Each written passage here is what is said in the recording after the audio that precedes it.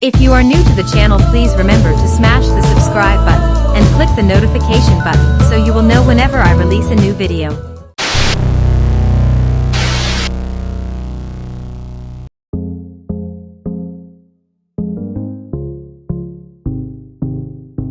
Making the list in the third spot is Vancouver, BC, Canada's most western province. Vancouver is the second most populated city in Canada, with a population of over 2.5 million people. Vancouver welcomes over 25,000 new Canadians yearly, making Vancouver one of Canada's top destinations for new Canadians and travelers. Vancouver has been named one of the world's best cities to live in because of the good quality of life, access to green spaces, and a lively waterfront. However, you will pay for that good quality of life, as Vancouver tops the list as the most expensive city in Canada. Stanley Park is Vancouver's largest urban park, featuring kilometers of trails, a stunning beach, beautiful gardens, and the majestic rainforest. You can easily get to the park by bike, transit, or car. The park opened in 1888, with a strong mandate of preserving and protecting the ecology of the area. This park dwarfs Toronto's High Park in comparison. Downtown is a very lively part of the city that must be experienced. It attracts a wide range of people looking to experience Vancouver's nightlife, clubs, bars, and many restaurants. During the day, you can shop to your heart's content at Vancouver's premier shopping mall, the CF Pacific Mall. The mall is located at West 701 Georgia Street and features many high-end brands such as Nordstrom, Coach, and Holt Renfrew. Vancouver is a very safe city. Occurrences of violent crimes such as shootings, stabbings, and assaults are rare in comparison to other cities of this size. It's a very walkable city, however some caution should be exercised in the East Hastings area. Vancouver's housing market has been red hot for over a decade, and there are no signs of it slowing down. The average price for a detached home is a staggering $1.2 million, beating out Montreal, Toronto, and Calgary for the most expensive housing markets in the country. Even the condo market is absolutely insane, with the average price eclipsing $750,000.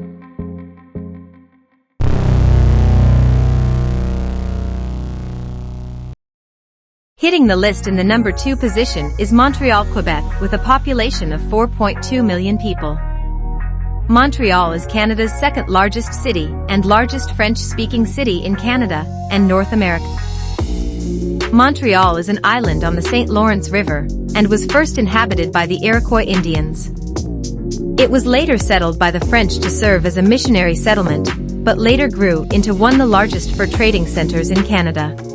The St. Lawrence River was discovered by French navigator Jacques Cartier in 1535.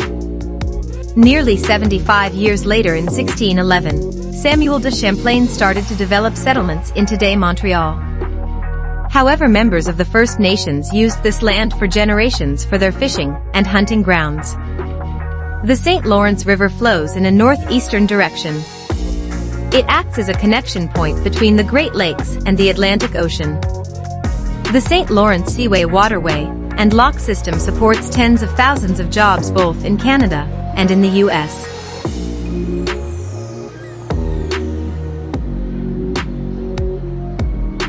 Montreal has a very vibrant culture drawing from its multinational cultural heritage.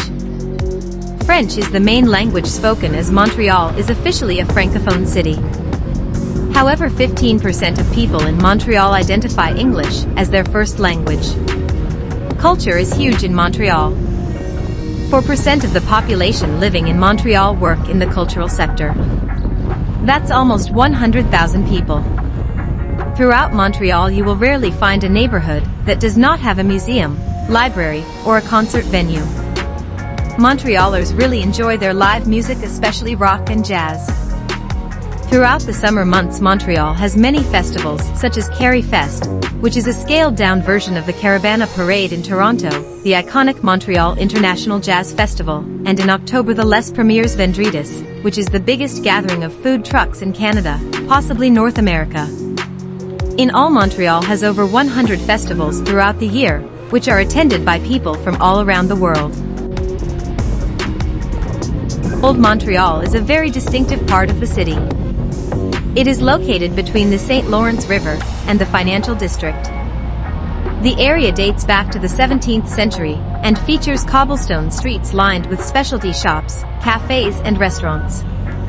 Outside of Quebec City, Old Montreal has one of the largest collection of 17th and 18th century architecture.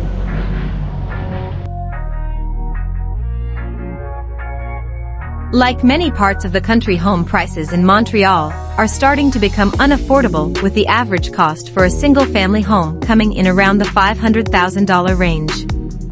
Oddly, sales of single detached family homes has decreased, but due to low inventory the prices have continued to rise. The rental market is comparable with Toronto, with the prices for a one-bedroom rental averaging $1,200 per month. Due to the trend in remote work, the metropolitan area of Montreal has seen a decrease in demand for rental units. Many people have moved to the suburbs like Laval, where they are finding more value for their money. All things considered, from transportation to housing cost to food and entertainment, Montreal is a very livable city. They have an active bike culture with extensive infrastructure to get you around the downtown core. This is the first time I have ever seen parking meters for bicycles.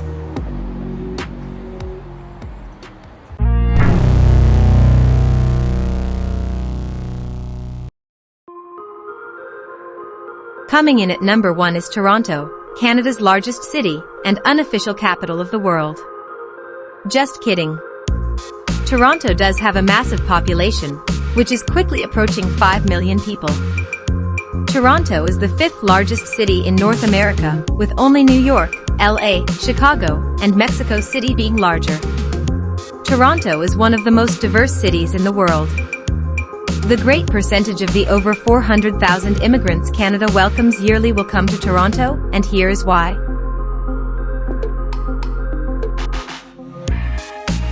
Toronto is Canada's cultural capital. Sorry, Montreal. With hundreds of thousands of visitors each year who come to enjoy the best hotels, nightclubs and restaurants, of which there are over 8,000. The city has a number of festivals throughout the summer and fall months. The Jazz Festival, Toronto International Film Festival, and Caravana. The Caravana is the largest annual street parade in North America, attracting over 1 million revelers. Similar to Montreal, but on a much grander scale, Toronto offers world-class museums, art galleries, and concert venues. Some of the more popular venues have been the Danforth Music Hall, the Phoenix Concert Theatre, and El Macumbo, who have welcomed such iconic artists as Jimi Hendrix and U2. Set to open early in 2022 is a new music venue that will be a joint partnership between Live Nation Canada and Toronto's very own international superstar, Drake.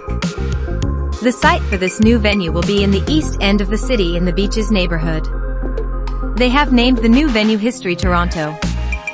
It will be a smaller, more intimate concert venue with a maximum seating capacity of 2,500 people. The venue plans to host over 200 events yearly, from small concerts to charity and community events.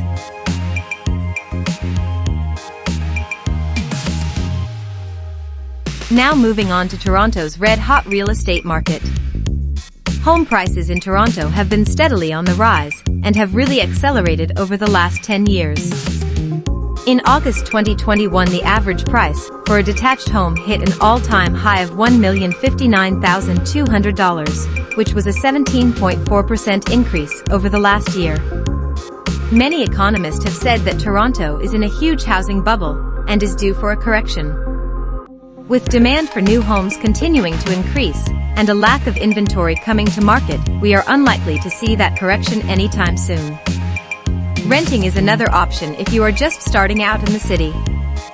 The average price to rent a one-bedroom apartment is $2,297, making Toronto's rental market very expensive.